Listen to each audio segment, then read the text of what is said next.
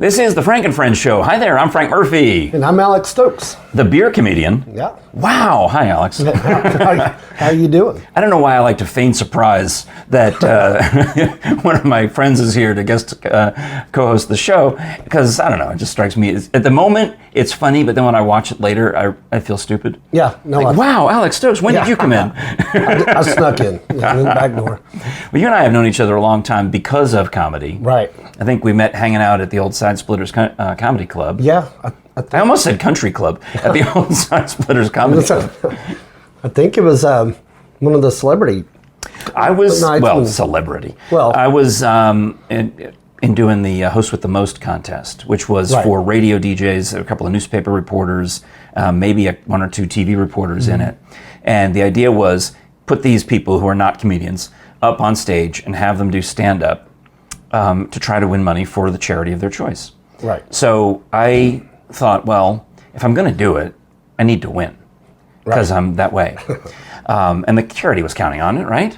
So I thought, well, I got this book. I got this book on how you're supposed to do stand-up comedy. It was the Judy Carter, the Comedy Bible. Oh, yeah. Anyway. That's a good one. Some of the other comics around the club told me about this book, so I get it, and I just started following the steps, which meant that I had to come to open mic night every week for, months before the actual performance. And that's where I would see you guys, you and, all these other local comics, some of whom, are now national comics. Right. Hanging out and working on their stuff all the time. And I thought, well, I guess I'll get up there, and what's the worst I can do, But when you get to the cut ahead to October, when the Host with the Most contest is happening, none of my competition have been practicing. No, not one of them. They're all just going to go up there and wing it. Yeah. And I've been practicing. Plus, I also was hustling and selling tickets. Right. So when you get to the event, the overwhelming majority of the room have bought their tickets from me. Yeah. And I'm telling jokes that they'll get and they'll relate to. So right. I won the contest. Yeah. 2 years in a row. So the second year, I did the same thing the second year. And you're figuring they're all going to learn from me, right? Right. No. They don't care. It sounds like most of the comedians I know, they still don't prepare. So. But that's how long you and I have known each other. And you've performed on the same bill as Einstein Simplified, because you do stand-up and I do improv with Einstein, which is, I want to mention that actually a little bit, the difference between the comedy that I like, which is improv, and the comedy that you like, which is stand-up. Yeah. Boy, it's a hard one. I see them as opposite but complementary, and I'll explain that in a minute. But also, while you're watching us on the YouTubes, please do hit the like button, the subscribe button mainly, and also, if you'd like to, ring the bell for notifications so that you'll never miss any of our videos. Got one coming up real soon, probably this weekend. I guess it has to be this weekend, at the Tennessee Valley Fair. I'm still a little sunburned from hanging out at the Tennessee Valley Fair. It was a full day, and I didn't expect it to be quite as hot and sunny as it was. And also, I got the sugar rush from eating these funnel cakes. Oh yeah, that'll do it. Well, because I'm part of the show is I take the camera, we're backstage, we're in the funnel cake booth, making funnel cakes with Mama Jane in the Best Around booth. As it's been a thing, I've done it with her many years over time, but this time we're in there, and then I'm trying to eat it on camera, and I'm just getting, I'm like, oh, this is so sweet. I've put too much of the butter, some kind of nut butter topping on it. It's delicious. It was Nana's Gooey Butter Funnel Cake. And I've overloaded it with toppings. It's the brand new. It's the new Fair Food item of the year. Really? Yeah. So that'll be on the video. I might have to go to the fair.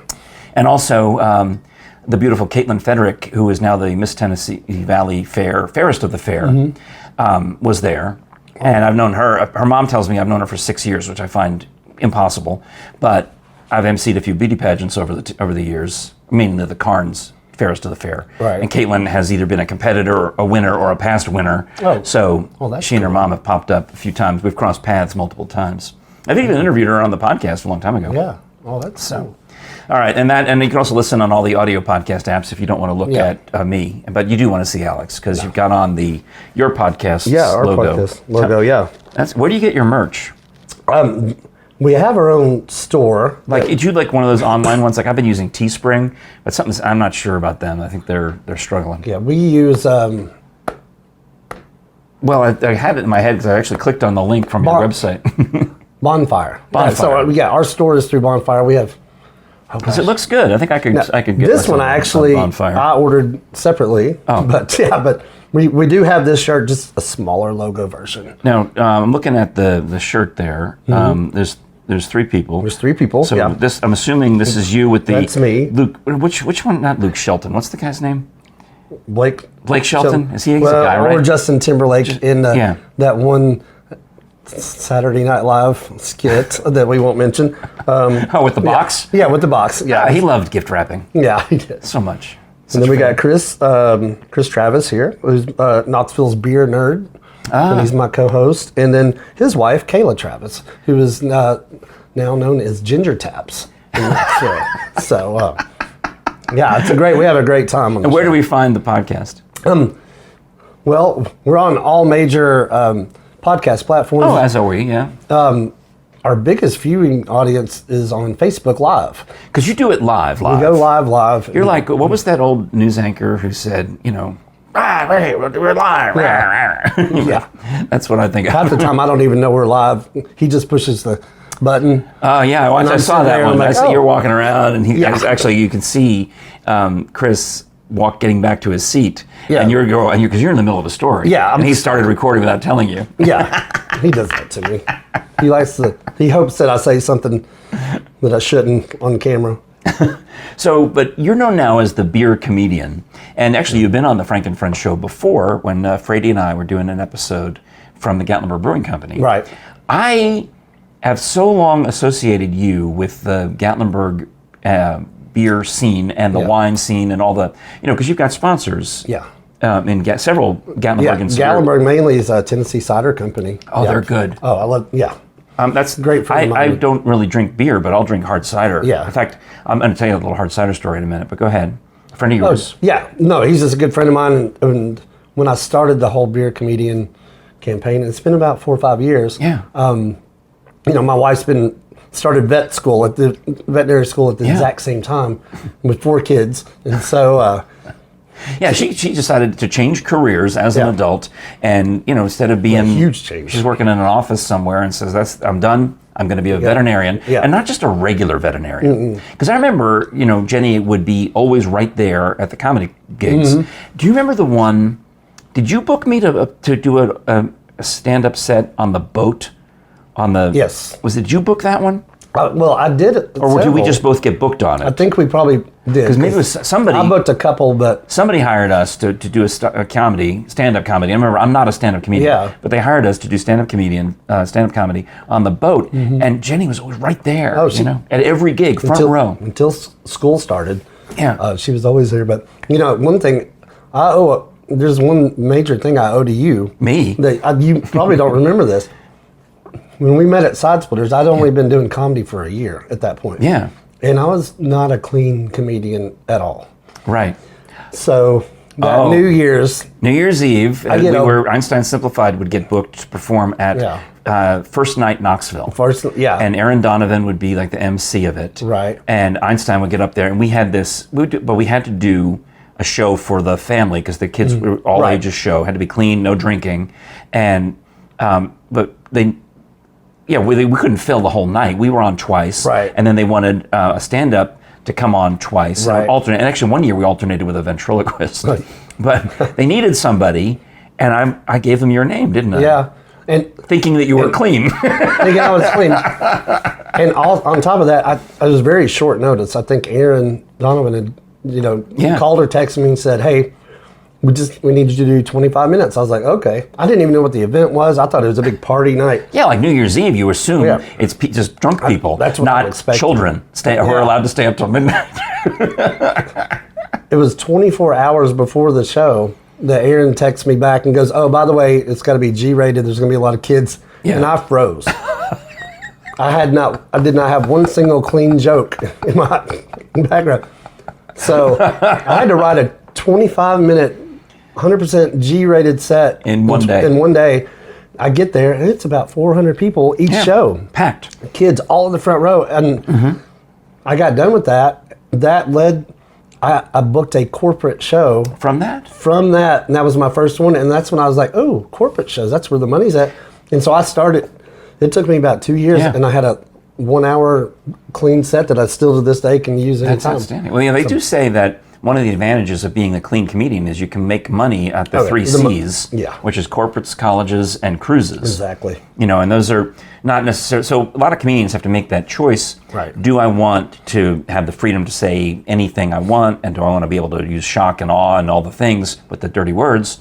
And a lot of comedians do that. I think they load up the front of their set with curse words to kind of shock the audience into submission. Right. I think they do it on purpose. Yeah. And Gilbert Gottfried specifically yeah. used to hit you with the worst stuff at the beginning. Right. And because anybody he didn't like it should leave at that point. Exactly. And he would do that on purpose.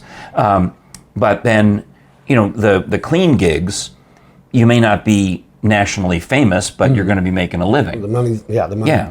I've been fortunate since then to, I've done corporate shows for McDonald's and, Clayton Homes and nice. North Carolina, golf courses in North Carolina, just very That's random, fantastic. but they're the scariest type of show in the world because there's no MC, there's no feature, there's no opener.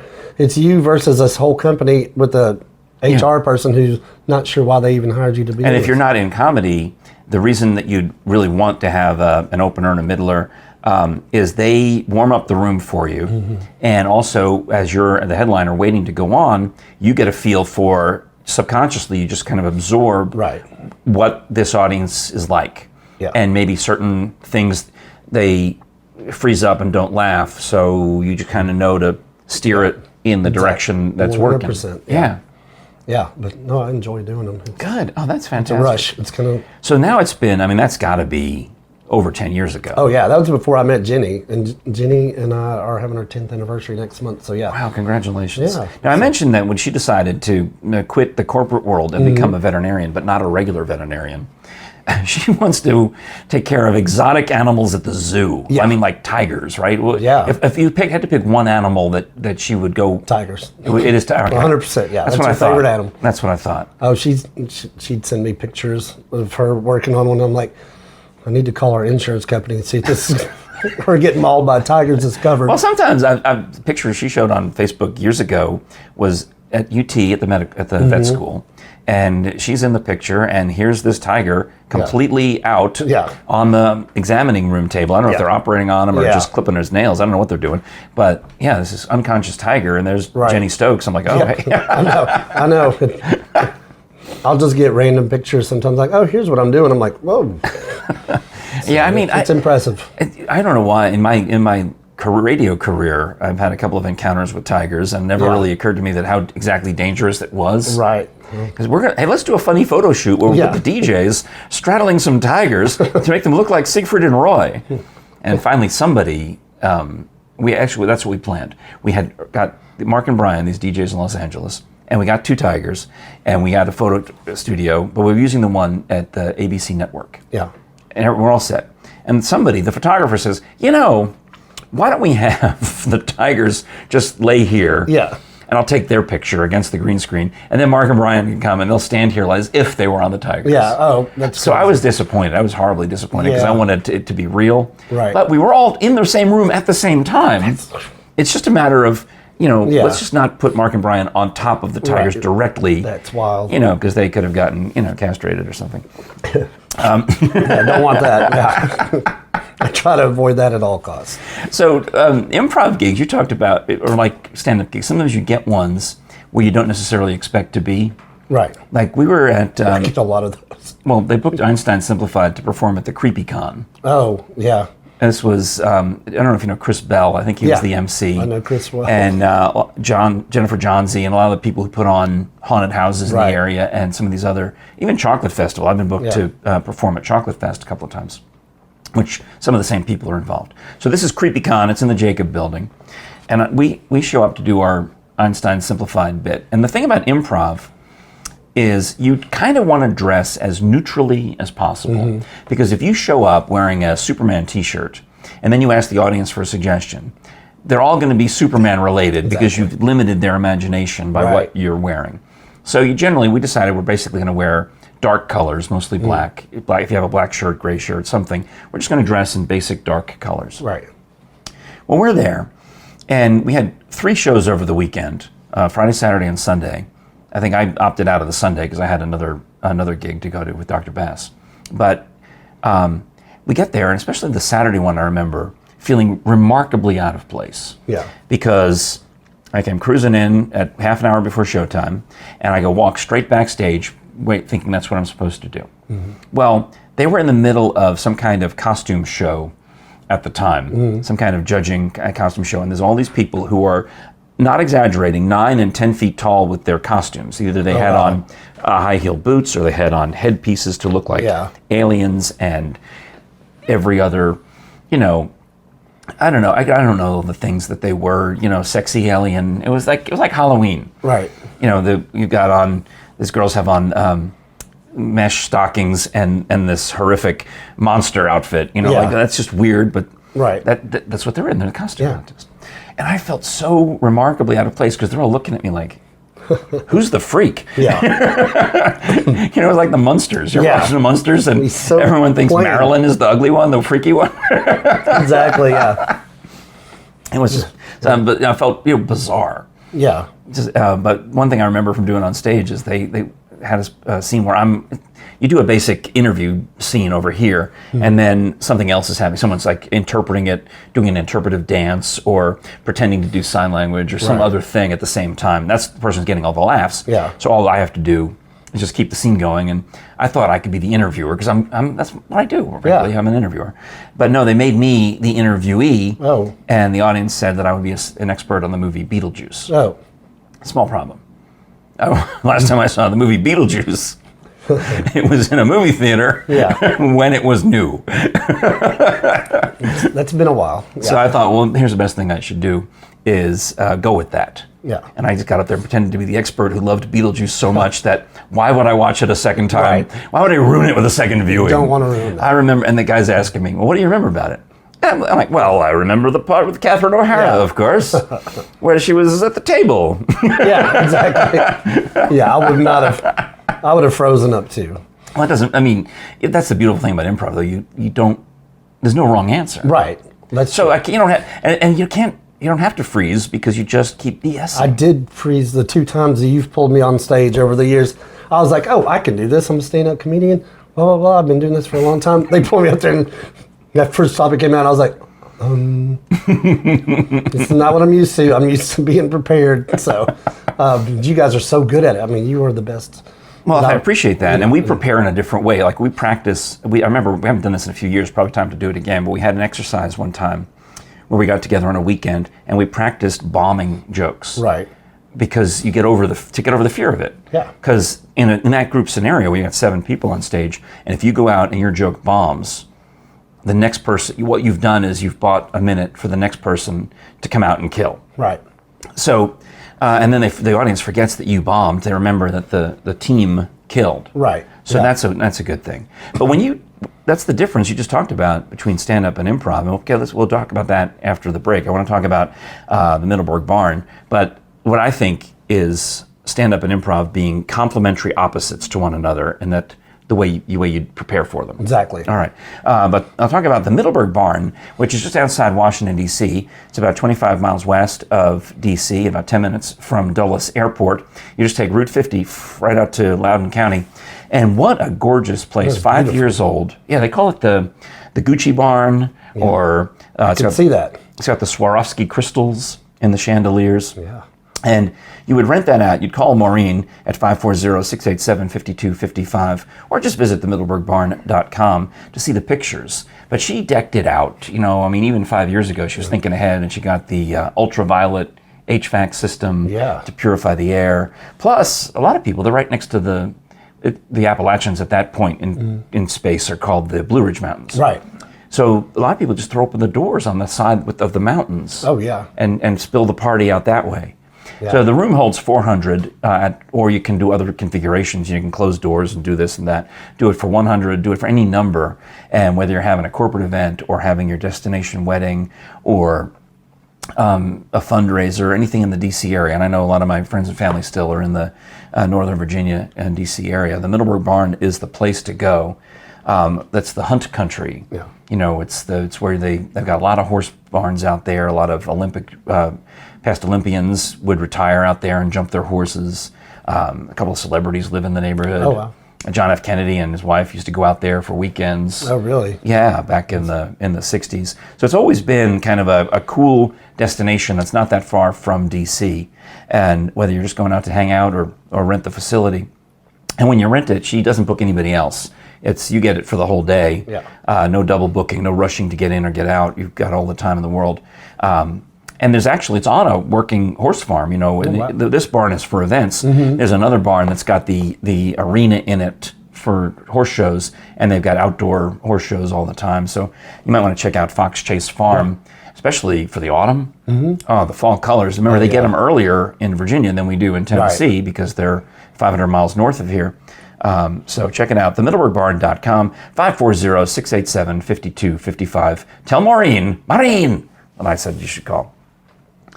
All right, so what's your take then on comedy, improv versus stand-up? Well, it's funny too, because if you talk to some comedians, can't stand improv people. You may have heard of Alan Havey. Well, he used to be a thing out west. Anyway, he is a Vegas guy. I worked on a radio show that he did, and he hated prop comics and improv comics. Right. Yeah, and then I see it. So I decided I was going to double down and do improv because of him. Yeah. Don't blame me. I've seen it both ways, though. So a lot of comedians are down on improv. Yeah, I've heard that. I'm not in that boat because I've done it with you guys, and I respect it just as much as I respect stand-up. It's a completely different process, and I know both of them are extremely hard. But I know for me as a comedian, I really have to prepare for my shows, and I do improvise during the show. Right. And like you were talking about corporate events, I like to, every show I do, I go an hour early. I read the room before I even go on stage. And in stand-up, a lot of times we call that improvisation, we call it crowd work, where you're reacting to things that are going on in front of you, in the crowd. Yeah. Saturday night was a good example. We had a show at Orange Hat, and that's the brewery on Hardin Valley Road next to the workout place. Yeah, next to D1. Yeah, it's a great place. But I had a show there, and we had a very interactive. It was one of the smaller crowds I've had lately, but a lot of times at Orange Hat, I'll get 200 people. This night we only had 40 or 50 because of the Tennessee game. Oh yeah, they're all home watching TV. Yeah, and going to overtime, the crowd just didn't come out. It was too late by then.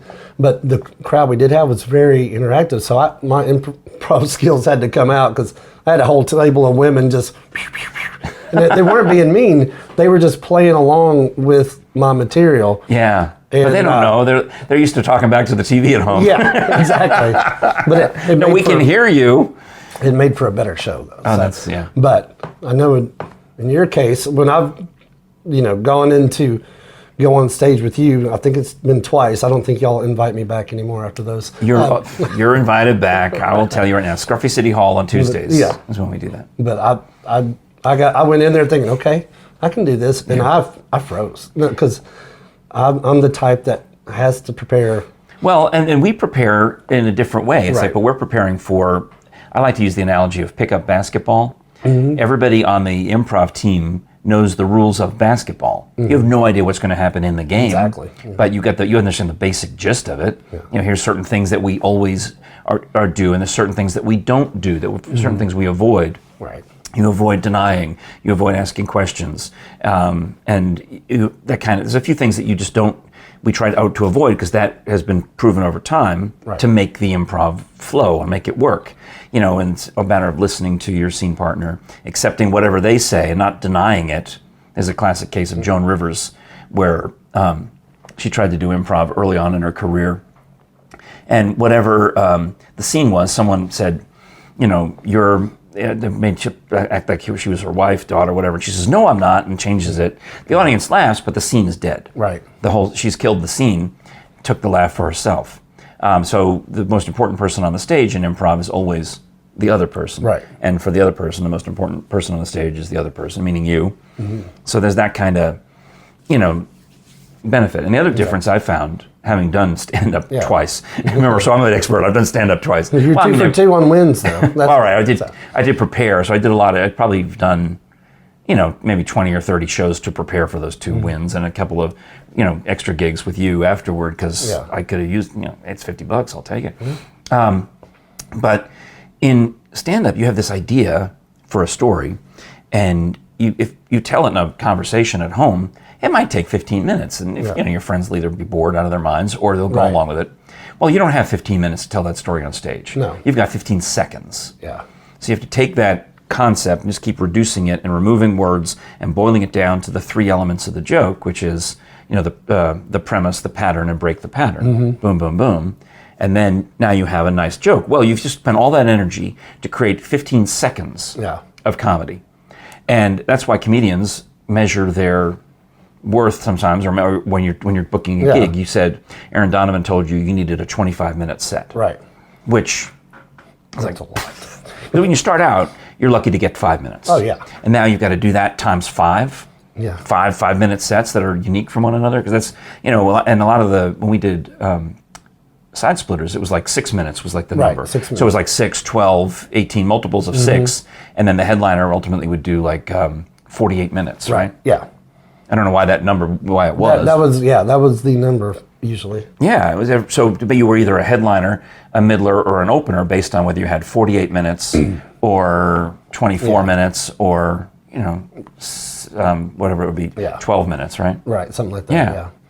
So you got to do that process over and over again, take that funneling down, that reducing, and, like a silo, or you're driving it down to get all these little jokes that add up to 48 minutes. Right. In improv, you flip the equation. You start with nothing except the rules of improv. Right. Audience gives you the tiny little seed of an idea, and you keep growing it and growing it and growing it, making it bigger and bigger and bigger. And once you get to the laugh, you're done. Yeah. But the audience is super forgiving because it was their idea. Right. So they're in on it with you. Exactly. Yeah. Yeah. I think it's cool. So in improv, audiences are like, take my idea. Yeah. And stand-up audiences are like, make me laugh, funny man. Me laugh. Yeah. What's the coldest room you've ever had? Well, not specifically, but an example of it, walking into just a hostile crowd. Gosh, I've had one recently. It seems like. Well, don't out anybody. I won't. I don't want you to lose a future gig on my account. Yeah, I mean, it's interesting because I was primarily a comedy club comedian for 6 years. And then the comedy club went away. The comedy club went away, so I started doing dive bars. This is before the brewery scene hit. Yeah. And so that was the only place you could do comedy in Knoxville at the time. Yeah, or Sevierville or wherever I would go, and so those are a lot of times hostile because only the people on Facebook that saw that you had a show that came to see you are there for it. The rest of the bar is mad that there's a guy with the microphone now, and they turned the jukebox off, and we were listening to Where's the Band? And did you ever have to do a show while they leave the TVs on? Oh. And there's a game plan? Well, I don't know. Or something? The funniest story, I've told this story before. I was in Alcoa at a super dive bar, and a fight broke out. Oh. Some other people were beating up one of the comedians right in front of the stage, right when they had called my name to go up. Oh, no. So I had to deal with this. It takes 20 minutes. Yeah. And I'll tell you who it was off camera. But, I probably know who they are. Oh, yeah, you 100% know who it is. And of course, none of us helped him because we were all like, get your notebooks out. I'm writing this one down. I got the stories. But so I get back on stage, all this commotion is like 25 minutes. All the TVs are on. I didn't know there was a TV right behind my head. Oh, no. I'm getting ready to start talking, and some guy in the corner goes, hey, look, they killed Osama bin Laden. I was like, all right, no. I'm done. I look up, and it says scrolling across the screen. I was like, I can't overcome a fight and Osama bin Laden in a dive bar. Yeah, because it's tough when there's when they leave the TVs on, even if it's just some random sporting event, and people just start reacting to the game. Some game from teams that aren't even around around here. Yeah, it could be. Yeah, hockey and. Yeah, we had a few. There used to be there was some wing joint. I don't know if it was Quaker State and Lube or Quaker Steak and Lube. There's some wing joint like that that booked Einstein for a few gigs. So here we are showing up in a restaurant environment to try to do improv, and the TVs are playing games. Yeah, and it's hard. And if you don't bring your own crowd with you, you're done. Yeah. But while I'm on the topic of improv, I have if you want, I can give you this pin, the souvenir pin Aaron Cody Campbell gave me from the Secret City Improv Fest coming up on September 30th and October 1st at the Grove Theater in Oak Ridge. Oh, it's going to be at the Grove. Yeah. Oh, sweet. That's beautiful. I've performed there.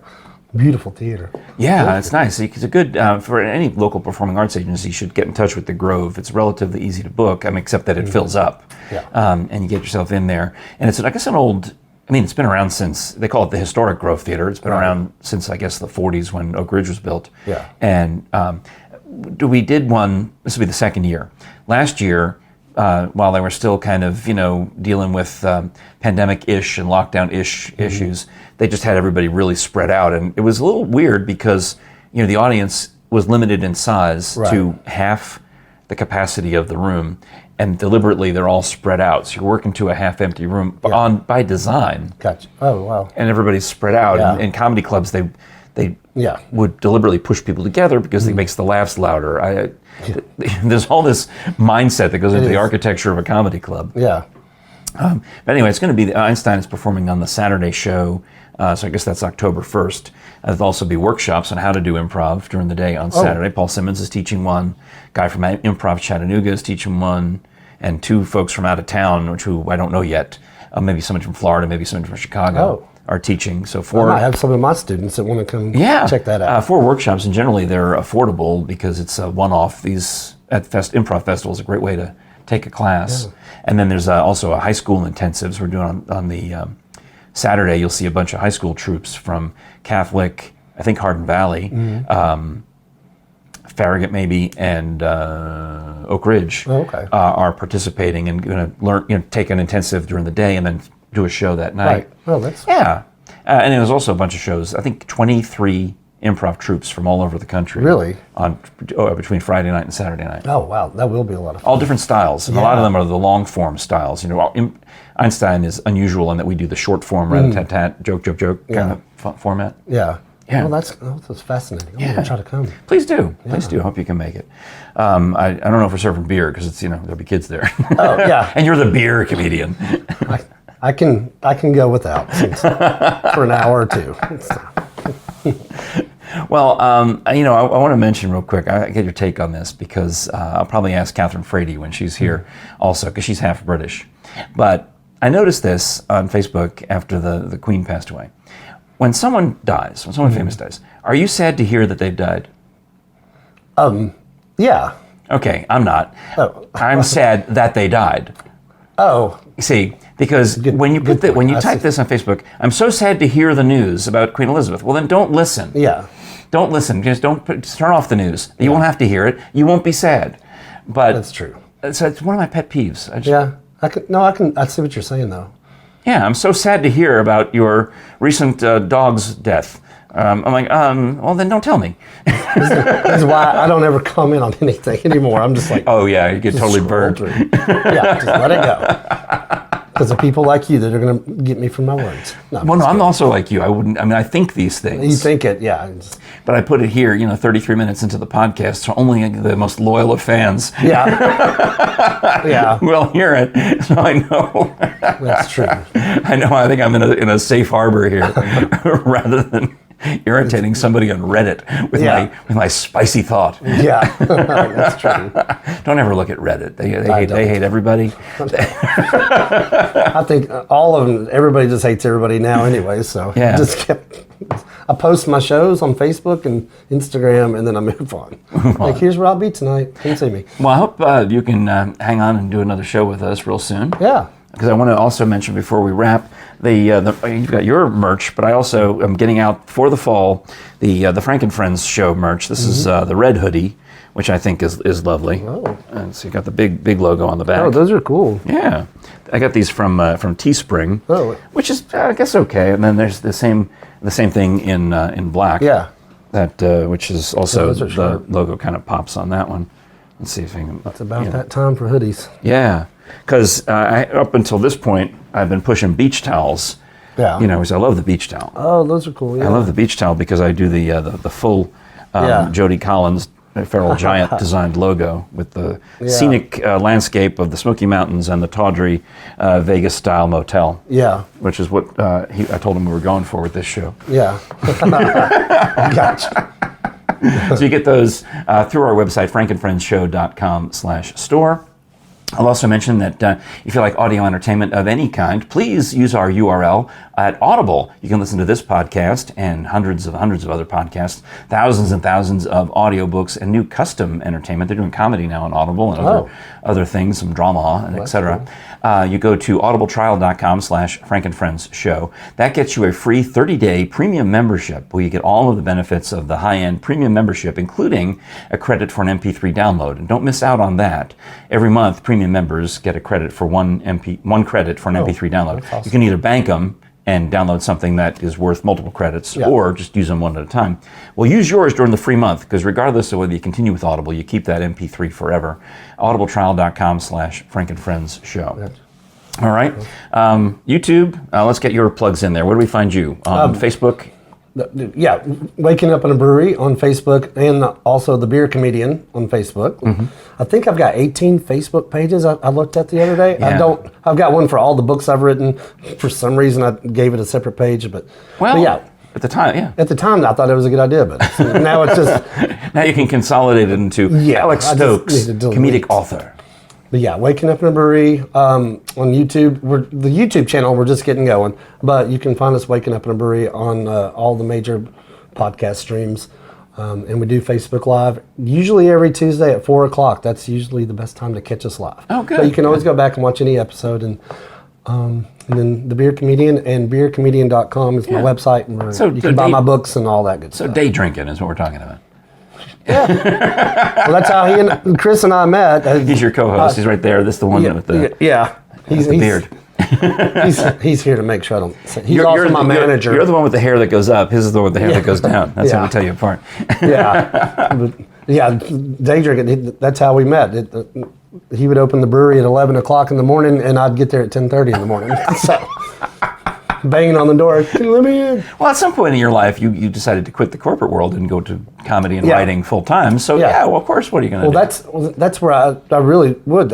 I get most of my book writing done at Orange Hat Brewery because it's quiet during the daytime and. Well, let's next time you're on, which will be very, very soon. Yeah. Let's definitely put a pin on that topic so that we can get back to it and not forget. All right. Good. Thank you for watching, liking, and sharing and subscribing on all of the audio podcast apps that we're on, like Alex, but also especially on the YouTube, because I came up with this idea to somehow try to monetize this show on YouTube. But to do it, we need 1,000 subscribers and we need 4,000 viewing hours. We're making big gains. And if you can get us to 1,000 by Christmas, that would could possibly put literal cents in my pocket, and I would appreciate that more than you know. All right. So since you're probably already subscribed, get someone else to do it. Yeah. That's your evangelize for us, will you? All right. It is the Frank and Friends Show. I'm Frank Murphy. I'm Alex Stokes. Thank you so much. We'll talk to you again next time. Thank you.